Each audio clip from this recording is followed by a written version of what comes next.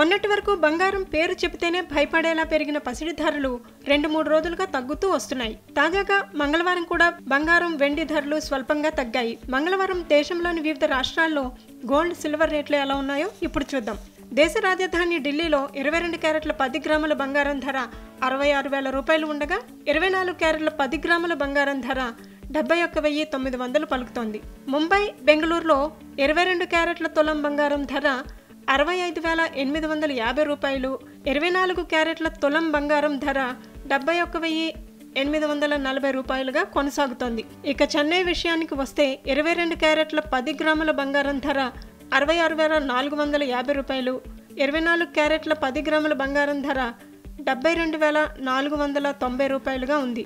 ఇక తెలుగు రాష్ట్రాల్లోని ప్రధాన నగరాలైన హైదరాబాద్, విజయవాడ, విశాఖపట్నంలో 22 గ్రాముల తులం బంగారం ధర 65,850 రూపాయలు, 24 క్యారెట్ల తులం బంగారం ధర 71,840 రూపాయలుగా ఉంది.